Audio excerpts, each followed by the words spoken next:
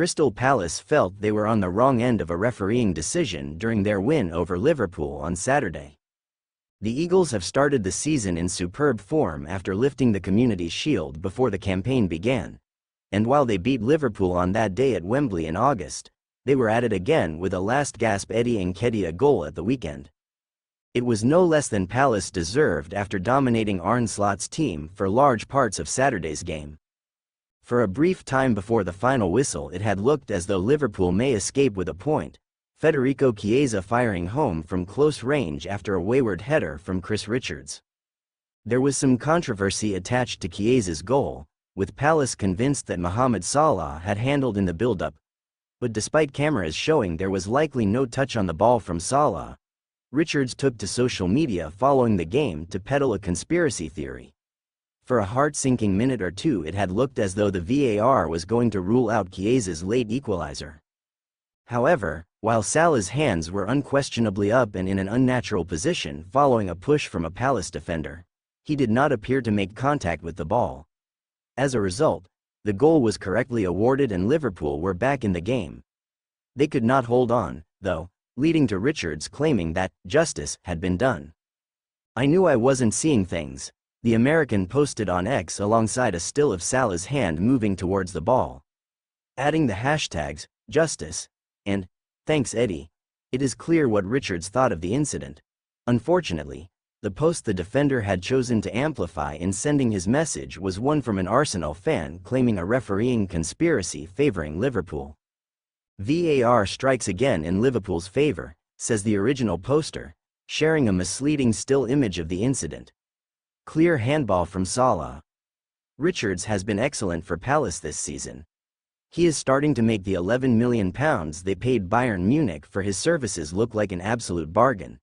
Nevertheless, it is disappointing to see a professional player falling for biased fan narratives on social media. Richards may not have intended to amplify an anti-Liverpool message with his post, and was instead merely highlighting a decision he felt was wrong. But the fact is that he attached his words to a one-eyed claim, and in doing so adds credibility to the likes of the original poster, who clearly had little interest in whether the right decision had been reached or not.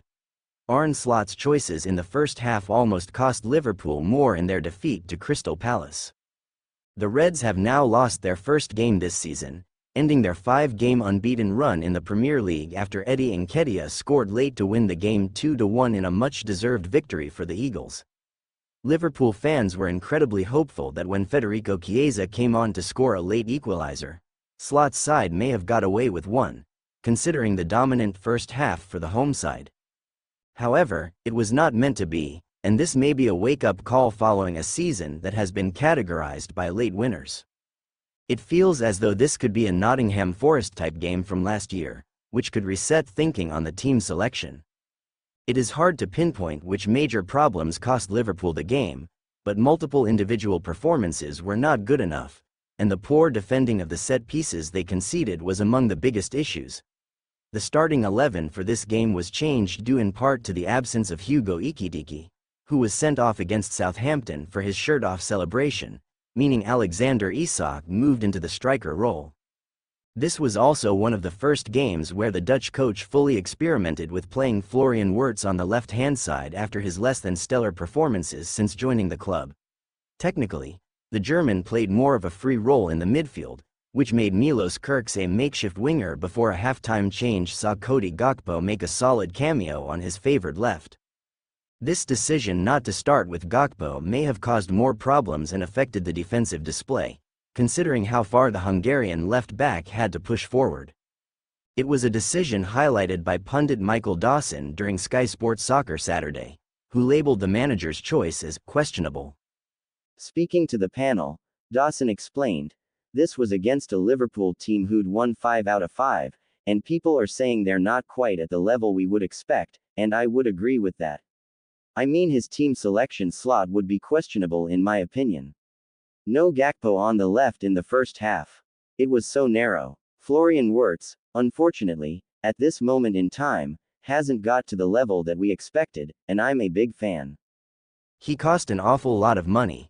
He's still very, very young, and we know how demanding the Premier League can be. But it was just the fact that when I saw the team sheet and there was no Gakpo. They were so tight. It was so compact, and there was it was pretty easy for Crystal Palace to get down that right-hand side under Munoz. Palace had found success down that side, and maybe the introduction of a winger could have meant more cover down that side, which lacked from the overload in the midfield. Wirtz is no doubt a talented player who will eventually be a fantastic player, although at the moment, it is not only the pace of the league that he is struggling with, but also the physicality. When you watch the young German, he is easily dispossessed by the opposition and loses the ball too often, causing some issues that lead to counterattacks.